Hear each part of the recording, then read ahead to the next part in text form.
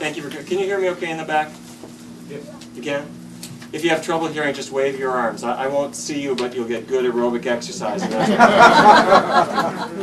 Okay, first a little bit of an apology, although I've now written 14 books and have done research for the National Institutes of Health on diet and diabetes.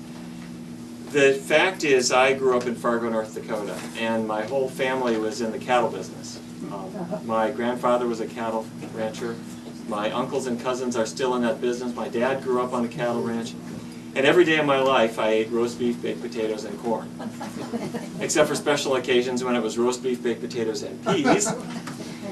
But I'm very grateful to my father for hating the cattle business. He got out of it, and he went to medical school, and then spent time in the Army and was in Germany for a while, and came back and stopped in Boston where he studied at the Joslin Center. And moved then to Fargo, North Dakota, and was the resident diabetes expert for that whole area. But he often described diabetes as being a rather thankless condition, where we have more and more complications, more and more medications, and we're waiting for that one good idea. And I think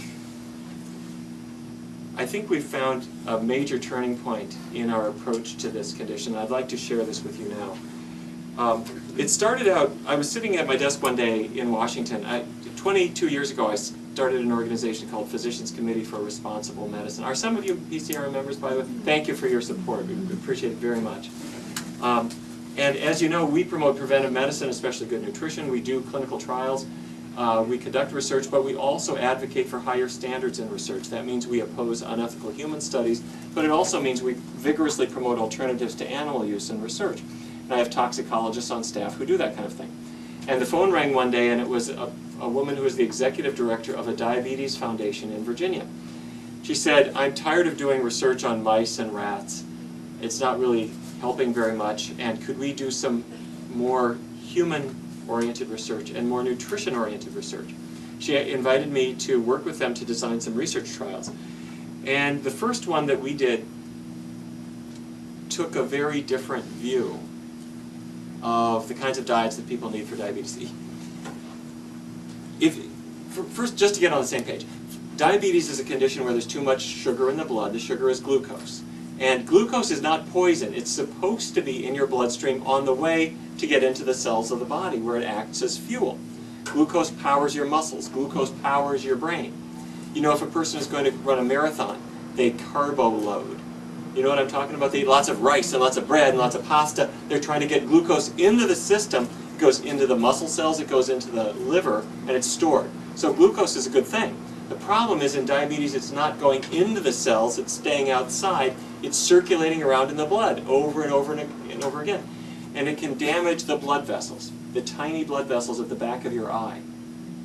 They're attacked by high levels of glucose. The heart is attacked by glucose. The kidneys have blood vessels coursing through them, and they're attacked by this high blood sugar. And you have nerves going all the way down to your feet, and those nerves are nourished by blood vessels, and they're attacked also. So diabetes is a leading cause of loss of vision, loss of kidney function, abnormal nerve symptoms and nerve pain, and you have a 65 or 75% chance of having a fatal heart attack. That's the bad news. The good news is that there's a lot that we can do about this, and I'll share that with you.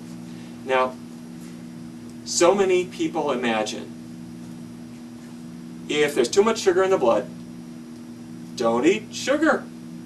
And don't eat anything that turns to sugar, like white bread or starches. You know what I'm talking about. This is typical diabetes advice, right? Mm-hmm. Well, if you look around the world, those populations that eat the most starch, I'm talking about rural Japan. What's the dietary staple in Japan? Rice. They're eating rice all day long.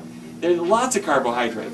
And yet they have much less diabetes in Japan than if a person moves from Japan to Vancouver or Seattle or Chicago or Vero Beach. Their risk of diabetes goes up 400%.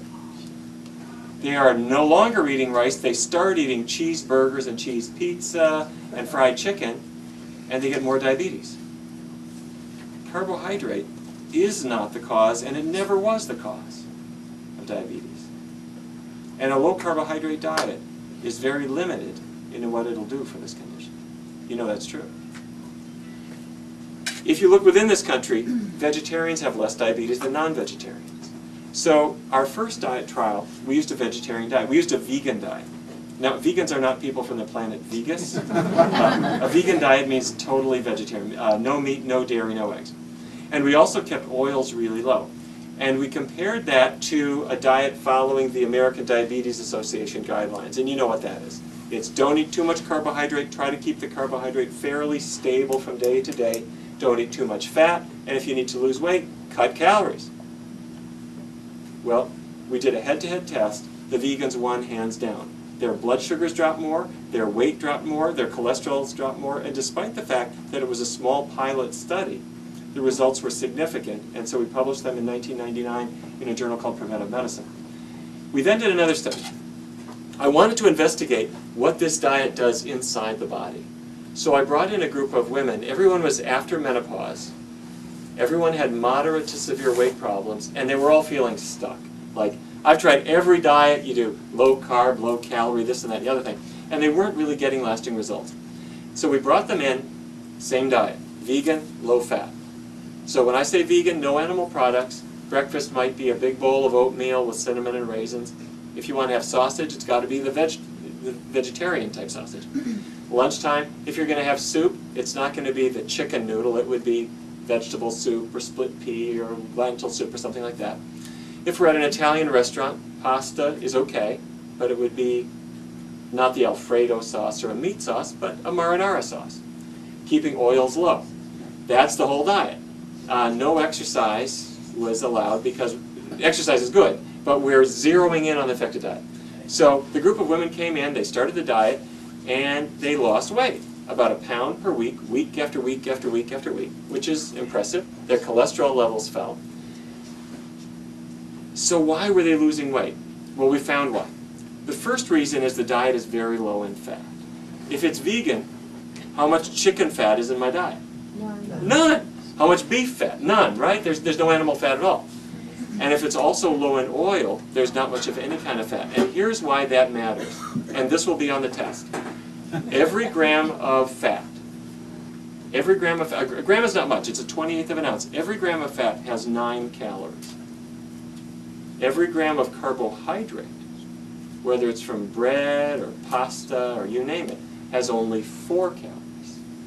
So fats have 9, carbohydrates have 4. If I take the fat pretty much out of the diet, there's just not so many calories there. You're not eating calorie-dense food. That's reason number one. Reason number two is their diets are really high in fiber. Now, fiber is the most boring word that I have in this whole lecture. But fiber is your friend. Fiber means plant roughage. And so if you eat beans and vegetables and fruits, fiber fills you up, but it has almost no calories. I want to give you some numbers. If I go out on the sidewalk and I grab your average person, they're getting about 12 grams of fiber per day. That's not very much. That's because yogurt and skim milk and chicken breast and cheese and meat are not plants. They have 0 fiber. Okay, they're getting about 12 grams of fiber per day from whatever plant material they do eat. And your average person is consuming maybe 2,000 calories a day as a round number.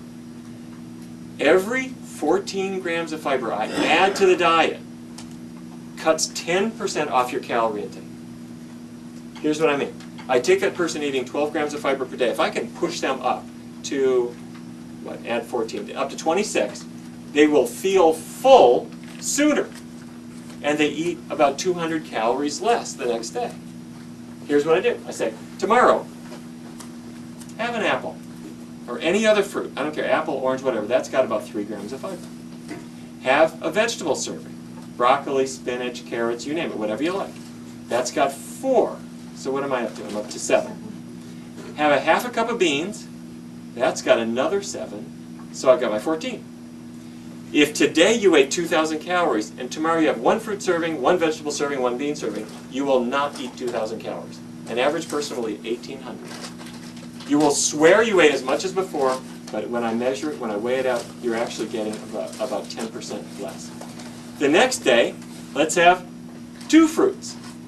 Let's have 2 vegetables. Let's have beans at 2 meals. You're not eating 1,800 calories anymore. Now you're closer to 1,600. You'll swear you're eating the same amount, but there's something wrong with your scale. It's going down and down and down. Your belt line feels looser and looser and looser. It's not rocket science. All it is the fiber fills you up. It's got almost no calories. You feel full. You feel stuffed. You feel satisfied. But your calorie count is less. The third thing, I sent everybody to the laboratory. I laid them down on a table and I put a mask over their mouth and nose. I measured their oxygen intake. The reason I did that is that tells me how fast they are burning calories. You know, a person will say, well, I'm gaining weight. I must have a slow metabolism. I must be burning calories slowly. That's true for many people, but I can measure it. So I measure that. If you're taking in a lot of oxygen, you've got a fast metabolism. If you're not using a lot of oxygen, you've got a slow metabolism. After I measure it, I give everybody a test meal. The meal is 2 cans of Boost. Have you ever seen this? It's a liquid. It's like Ensure. It used to be called Sustacal. They drink it down at 720 thankless calories, and then I put the mask back on, and I measure their metabolism again. And did you know this? After a meal, your metabolism rises a little bit because you're digesting, you're absorbing nutrients. They're going into your cells. Some of the nutrients are being burned up. Everybody goes on their diet. 14 weeks later, they come back in the laboratory, they lie down again, I put the mask on, I check their metabolism, I give them the same 2 cans of Boost, and we found something really remarkable. Their bodies were not the same. Their after-meal calorie burn was about 20% higher than it had been before. Same person, same location, same meal, but they are burning calories faster. That could account for why they lose weight, but why is this happening? I sent them back to the lab for one more test, a glucose tolerance test. Anybody have one? Thankless test. You drink 75 grams of glucose in a syrup, and then you get stuck in the arm. We measure your glucose level and your insulin level. That shows us how long does it take for the sugar to go into the cells of the body and get out of the blood. And that gave us our answer. We found that by being on the vegan diet, after they had Boost or any other food, their body absorbed the nutrients. The nutrients went from the blood into the cells significantly more rapidly, meaning they had more insulin sensitivity. Are you with me so far? The reason they were losing weight is partly because there was less fat in the diet, and fat has how many calories per gram? 9, you're right. There was more carbohydrate, which is only 4. They also had more fiber, so they were full sooner. But they had a better calorie burn after every meal. After they ate breakfast or lunch or dinner, the nutrients from the foods went into the cells faster to be burned up and liberated as body heat, rather than stored as fat. We call that the thermic effect of food. Everyone has some, but on a vegan diet, you have a measurable increase. It's not huge, it's little, but you get it for about 3 hours after breakfast, 3 hours after lunch, 3 hours after dinner. We'll take it, it's good. So, if nutrients are getting into their cells, if glucose is getting into the cells, if glucose is getting out of the blood into the cells, this ought to be a really good diet for diabetes.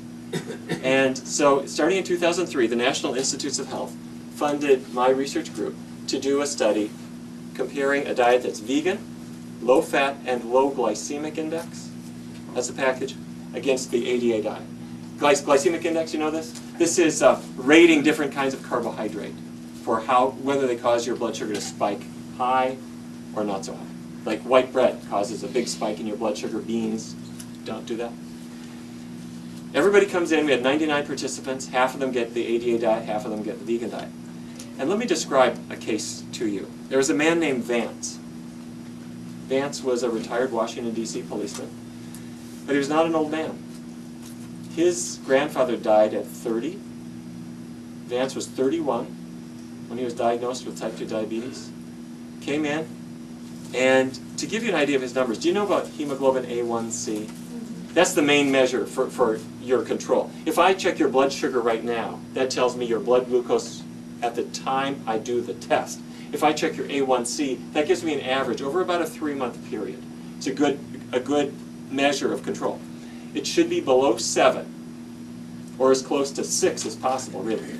And Vance was not good. My average person in the study was at about 8. It's not good control. Vance was 9.5. And he said, well, I eat barbecue. ate chicken wings. I'm not really paying much attention to my diet. Well, he jumped in, he did the vegan diet. He made old-fashioned oatmeal, and he liked vegan soup, said he would have a chili that would be vegan, whatever. Did fine with it. His A1C dropped and dropped and dropped and dropped. He lost 60 pounds over about a year's time. And his A1C had been 9.5, was down to 5.3.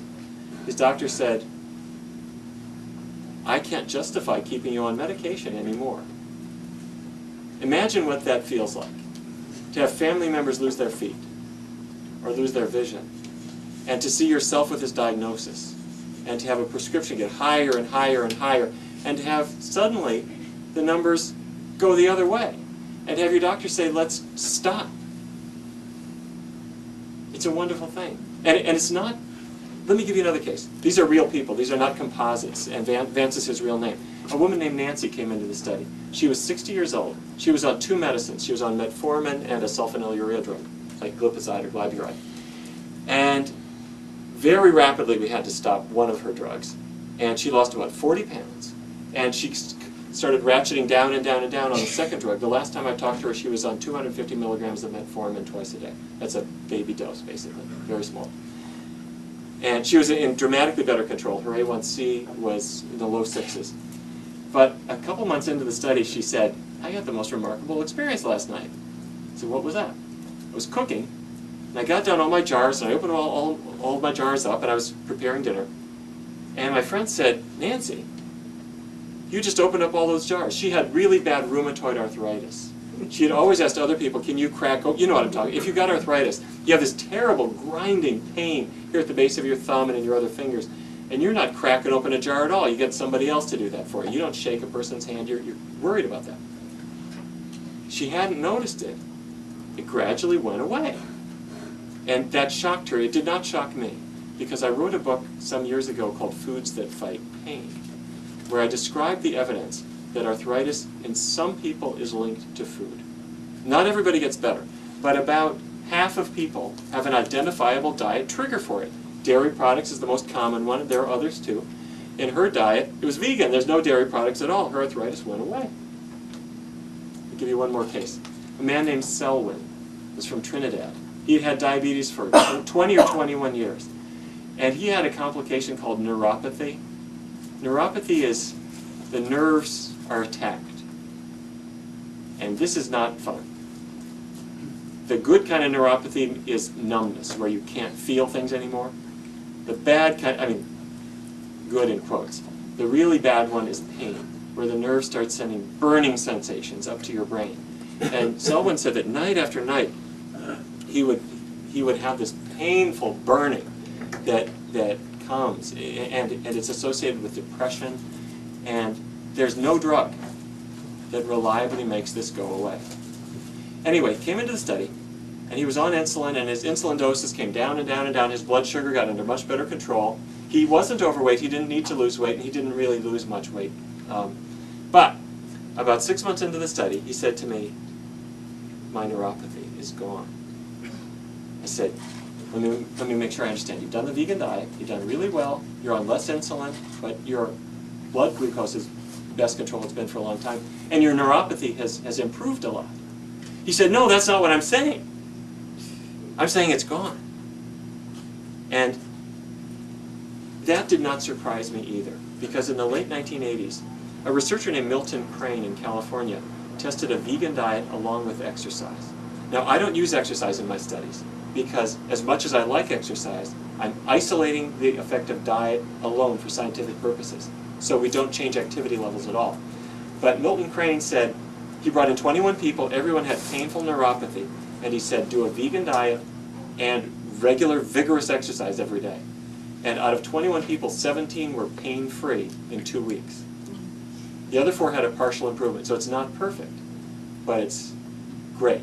It's the best treatment that we have for it. Now, at this point, you might be saying, okay, I'll believe it works, but can't I have a little salmon every now and then? Do I really have to do this vegan diet all the time? Do I have to get a tie-dyed shirt? Do I have to change my philosophy? Do I have to acquire a taste for folk music? What's this about? Well, there is actually one safe way that you can prepare salmon so it won't hurt you. Here's what you do. You get a not very big cut of salmon, and cook it thoroughly. And once it's cooked, cut it into bite-sized pieces, and then put it on a small saucer or small dish, and put it on the floor and call your cat over to eat it. Because your cat is a carnivore, your cat won't be hurt at all. But you're a primate, you can't eat it. You know, a lot of people do ask me about fish. They say fish has good fat in it, doesn't it? I mean, that should be all right. Fish has good fat, but you know what? Your waistline stores good fat just like bad fat. It weighs the same. In fact, it has how many calories per gram? 9. Exactly. It's called good fat. Omega-3s interfere with clotting. They have an anti-inflammatory effect. But fish has bad fat also. All fats are mixtures. You take any fish in the store, 15 to 30% of the fat is plain old saturated fat, just like you can get in a pig or a cow. And there is sort of similar amount of omega-3. And people who have trouble losing weight on what they think is a healthy diet, one of the first things I want to do is take that salmon out of their diet. Chinook salmon is 50% fat. And so many people are carrying their good fat over to the bathroom scale in the morning wondering what the problem is. Okay. Many people imagine, well, if I'm not eating red meat, let's say eat more white meat, I ought to be doing okay. Let's eat chicken. Well, here are the bad numbers. The leanest beef my Uncle Harold can raise is 29% fat as a percentage of calories. The leanest chicken is about 23. That's without the skin, without the dark meat. A bean is 4% fat. Broccoli is about 8. Rice is 1 to 5. And they don't have cholesterol, whereas chicken, fish, beef, they've all got cholesterol. So I cannot reverse your diabetes. I can't improve it if you go from beef to chicken. Americans now eat, believe it or not, 1 million chickens per hour. Slightly more than that. The Americans, the actual numbers from the USDA are about 9 billion per year. And if you work that out, it's slightly more than 1 million per hour. We imagine this to be healthy food. We're in the worst shape we've ever been in. And from the chicken standpoint, it's a bad idea too. So, all right, if you want to try this, but you're thinking, well, how will it work? I want to just give you some tips on how I introduce a person to this kind of diet. The first tip I have is don't change your diet. Take a little time to just try out your possibilities before you change your diet. So take a couple weeks and look at the recipes. I got lots of recipes in my book, and I have many other books too, and they don't overlap, but there are other authors who have really good recipes too, like John and Mary McDougall or Dean Ornish's books. There's lots of others. Try your recipes, and you don't need like 35 recipes. You need 5 or 6 that you like. Now let's say you have the room service gene. I have that gene very badly. I cannot cook at all. I have no patience for cooking. Life is too short. I'm never going to cook. So I'm going to walk you through convenience foods that you can eat. Or if you're going to a restaurant, you'll figure that out. Take a couple weeks, just figure it out. At an Italian place, they'll serve you pasta marinara. A Chinese place has lots of vegetable dishes which you can eat with the rice. Yes, you can eat it with the rice. Get brown rice if they've got it. If they don't, eat the white rice. It beats the socks off Spam. If you're at a Japanese restaurant, don't have the fish sushi unless you're very well insured. But you can have the vegetable sushi and the miso soup and the salads and things. If you're at a Mexican restaurant, skip the meat taco, have the bean burrito. Hold the cheese. That goes for Taco Bell if you want to. I'm not saying it's the pinnacle of culinary art, but it's okay. A man called me up. I was on a radio station in Los Angeles. A man was in Mobile, Alabama. His name was Bill. And he was a truck driver, and he called into the radio station. He says, I'm on insulin 3 times a day. I'm not in good control. I can't really control what I eat. I said, well, where do you eat? He said, Taco Bell, Burger King, and whatnot. And I said, well, have the veggie burger, and at Taco Bell, have the bean burrito. And at a grocery store, they got a salad bar there. And it's not just lettuce, it's 3-bean salad and chickpeas. Load up on that, put that in the cab of your truck, buy some oatmeal, old-fashioned oatmeal, and a glass bowl. And just microwave it. 3 minutes, it's ready. Okay, he said, I'll try it. 2 weeks later, I'm back at my desk in Washington. Phone rings. It's the same radio station. He said, can you go on the air right now? I got Bill on the line. And Bill said, this is the most amazing thing. I woke up this morning, my blood sugar was 62. If you don't know those numbers, that's low. And I said, well, Bill, I'm delighted, but I'd like you to call your doctor because you need much less insulin. He said, oh, I did that last week. his blood sugar plummeted right away. And it was already too low, and he needed less and less and less medicine. Now, part of the reason I say this is I want to encourage you to give it a try. The other reason is I want to warn you. We're not fooling around. No. This is a serious diet. And if you're on serious medicines that have been endeavoring to push your blood sugar down, and suddenly your diet gets out of the way, your blood sugar can really fall. Now, if you're on diet alone, or if you're on metformin alone, or if you're on Actos alone, these are medicines that will not likely cause hypoglycemia. But if you're on insulin, or if you're on a sulfonylurea, this means glipizide, glyburide, glimepiride, you're going to become hypoglycemic. Very likely. Now, this is not bad. This is good news. You'll be happy when it happens, but I want you to be prepared.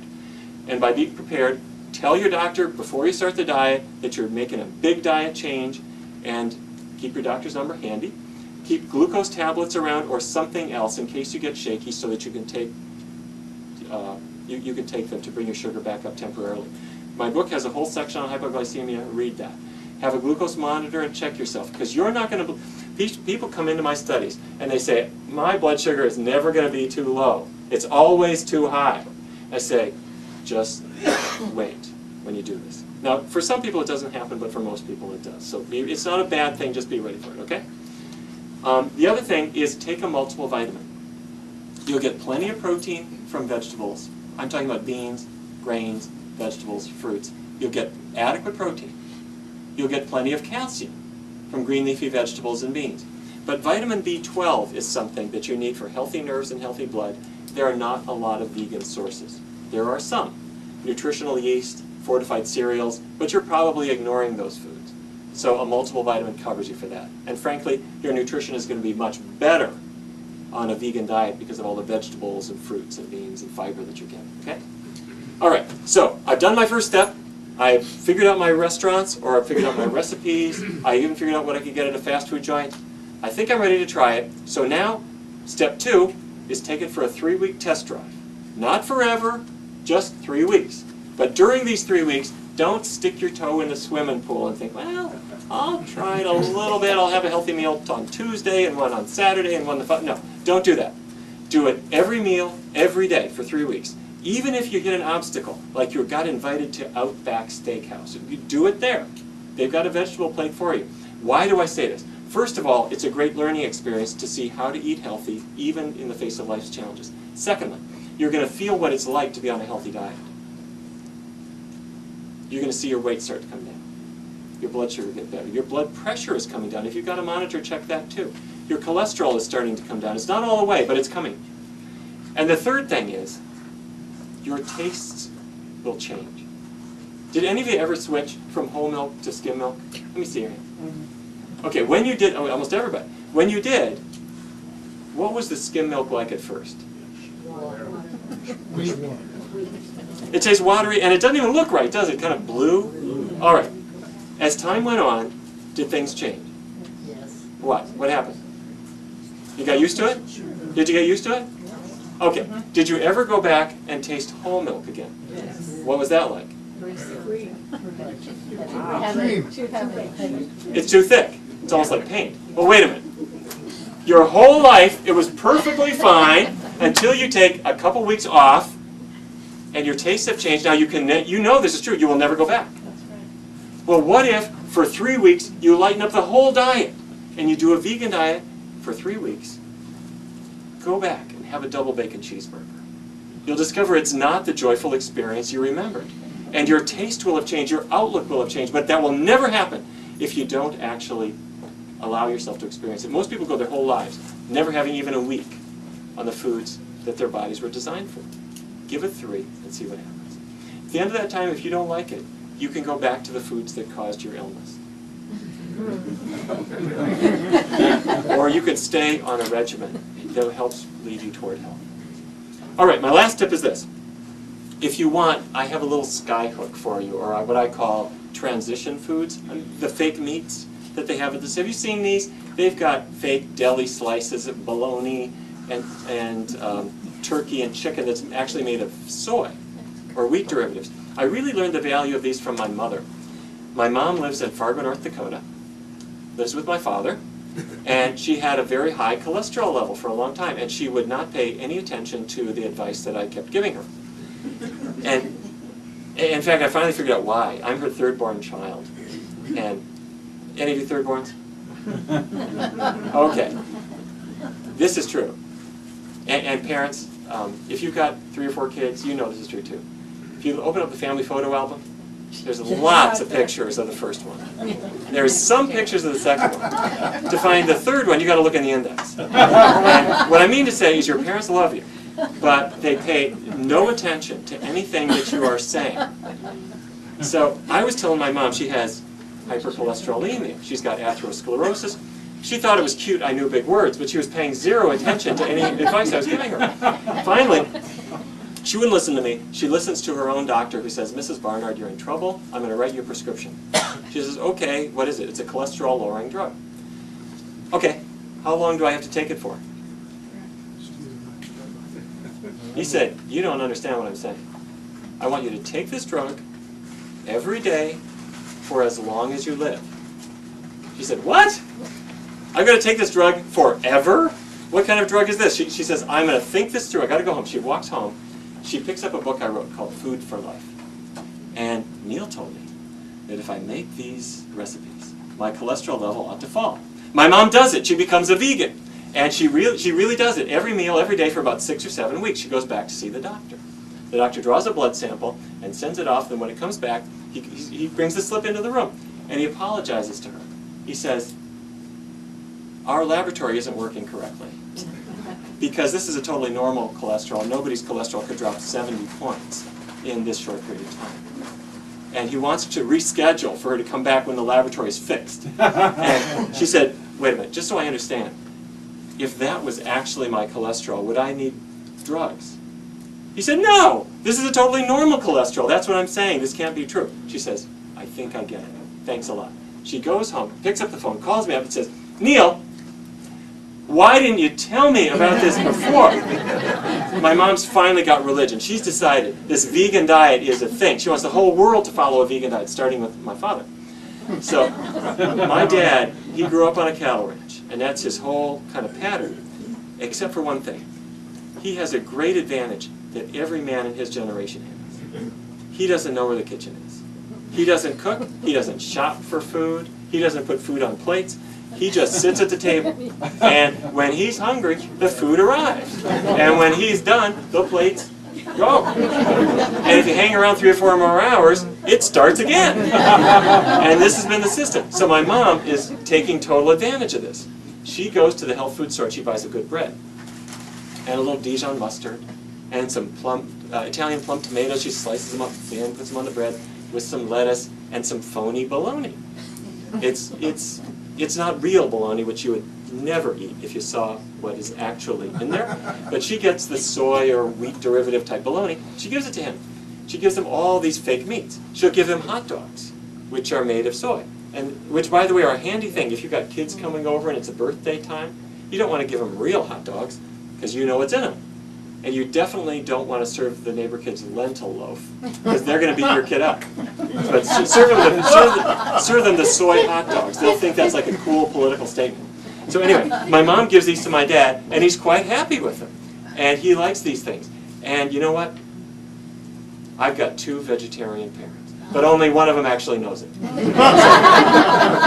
Anyway, so try out different recipes. When you're ready, give it 3 weeks, see if you like it. If you want to, if you've just got that meaty thing, have bacon as veggie bacon or veggie sausage or whatever. They're not fabulous, but they're okay. And they'll help. It's kind of like methadone for you to get you over the meat addiction. Now, I want us to get healthy. For us. For you. But I think there's a bigger purpose that I hope that you agree with me about. And that's this. Walk into any school. Anywhere. You see something that's a little scary, and that is that kids today are in the worst shape they've ever been in. And every year, if you look at the 8-year-olds, the 7-year-olds, 6-year-olds, things are worse. The rate of diabetes has doubled in the past 10 years. The Centers for Disease Control and Prevention in Atlanta say that 1 in 3 kids born since the year 2000, 1 in 3 will develop diabetes in their lifetime. The typical cost in today's dollars for a typical diabetes regimen, I'm talking about 1 or 2 diabetes drugs, plus a cholesterol-lowering drug, plus something for your blood pressure. That's $2,000 to $5,000, depending on whether you buy generics or name brands. One person, 1 year. You might have a good insurance plan, but somebody is paying for that. That's packed into your premiums. Multiply that by 21 million. That's the number of people who have diabetes now. Multiply that by 3 or 4 or 5, which is where we're headed. That's the financial cost. The personal cost is much higher. That's what we have to stop. If you want to walk into that school cafeteria, you start seeing what the reasons are for this. Salisbury steak with gravy, pepperoni pizza. And you look around, well, where's the vegan option here? There isn't one. A kid can say, you know, I'd like to have a high-fiber, low-fat, non-meat meal. It's not there.